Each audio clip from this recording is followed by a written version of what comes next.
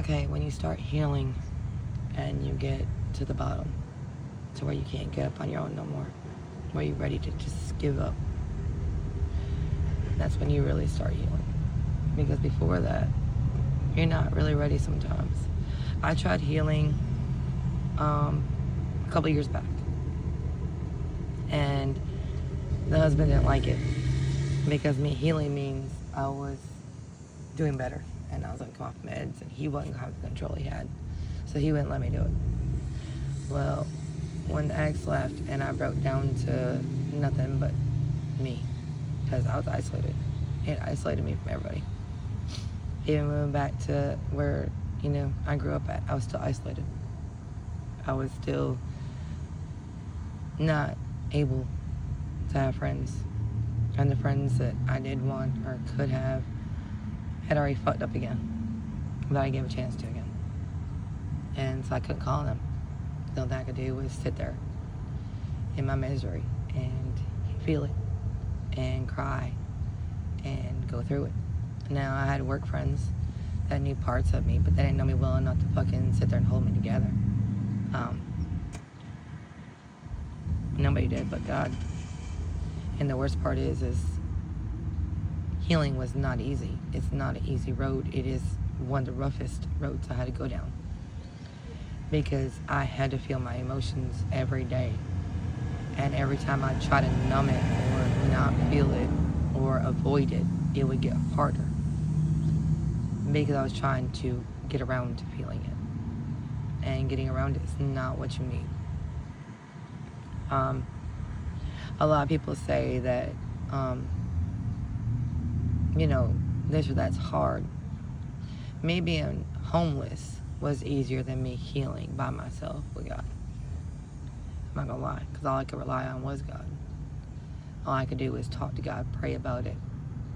And honestly, He didn't bring me out like I wanted.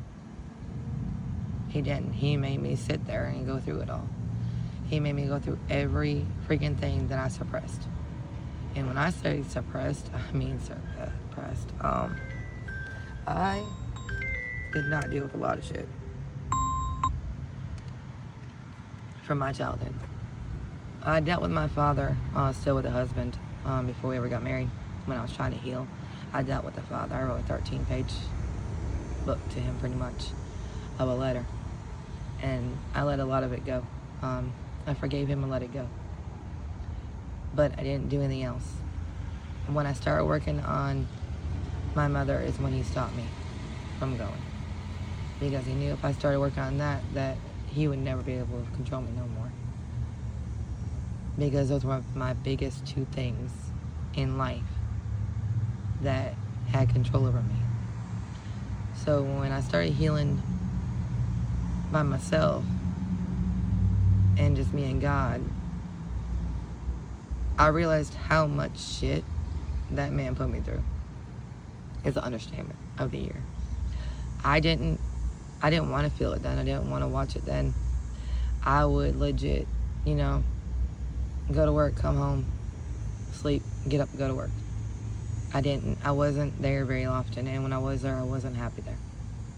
And I didn't realize how bad it was till I healed. And I'm gonna tell you, one phone call that broke me the most was to call my kid and tell my kid that I raised him in such a horrible house the day I said I did.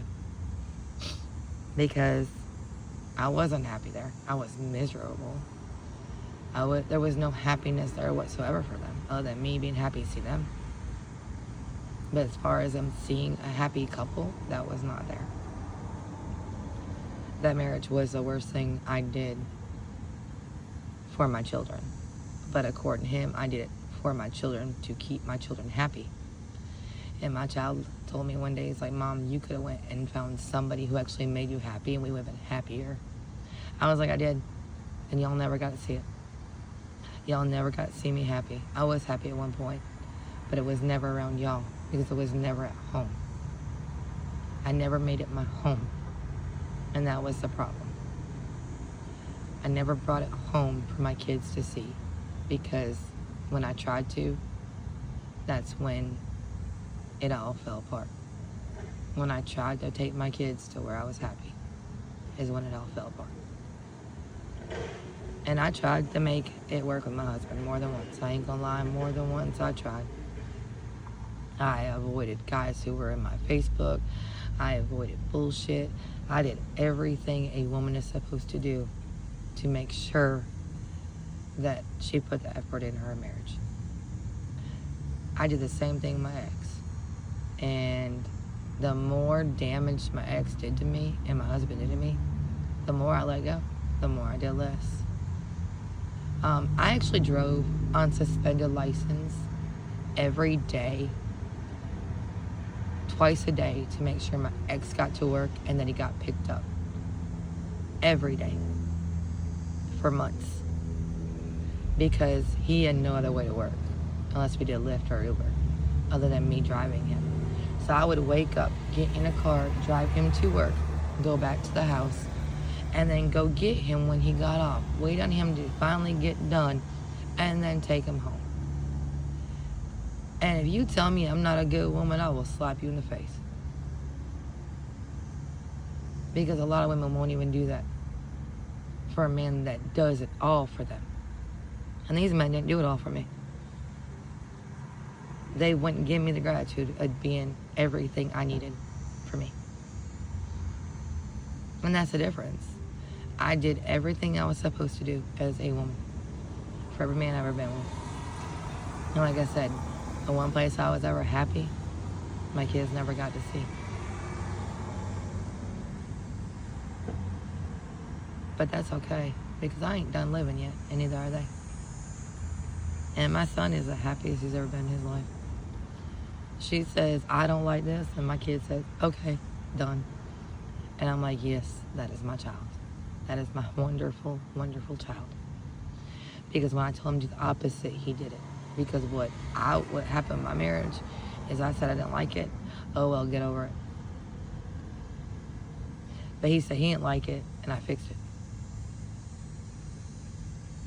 We're not the same. It was not the same. But crying every day for months was a normal for me. And honestly, I wouldn't give it up for anything. But I had a lot to heal from. I had a lot to process from. I had a lot of trauma. A lot of trauma. So my healing was taking longer than what somebody else's will. And I begged him to take me out of that fire every day, to let me just not feel it no more. He wouldn't. But I'm glad he didn't. Because if he would have made it easy, it doesn't mean I would have came out the same. I wouldn't have came out the person I am today. And I wouldn't be willing to give my all to any man who can give me his all next. And I mean all. One more time, 2 more times, 3 more times, however more times it takes to find one who can give me his all for once. That's it. I'm going to keep trying. I'm not giving up. I give up, I let the devil win. I ain't doing it. I don't lust after nobody. I have never lusted in my life. I've always loved everybody. I realized that this morning when I was thinking about it. I was like, I have never lusted after nobody. Once I loved them, I have always loved them, even from a distance. I can remember people who used to come get me, and we used to go for rides and goof off and just have a good time, just to get me out of the house and get them out of their house. And I still love them and care if they're good. Don't call them, don't contact them, don't have anything to do with them, and I still love them. Because at one point in my life, they helped me through time that nobody else could, and nobody else did. They helped me, and I helped them. Whether I want to admit it or not, I have helped a lot of people. And that makes me happy. Because I'd rather be helpful than to use anyone. And that's the difference. And a lot of people ain't like me, and I know. That's okay. You ain't gotta be like me. I like being different. I enjoy the path that's different. That's the problem. Is I don't want normal. I don't want to settle. I want that shit that is extraordinary, different, uncommon, Nobody can explain it. I want all that in life. I don't want the normal. I've had that. I've settled. I don't want it. I don't want it all. I've seen what normal and settling looks like. I've been there. I've seen it my whole life. I don't want it no more. I want something that I cannot put into words how I feel about that person. And that person actually reciprocate my feelings. That's it. That's all I want. And I promise you that person is going to wake up every day knowing that I love them. And going to bed every night knowing I love them. And that's all that matters to me.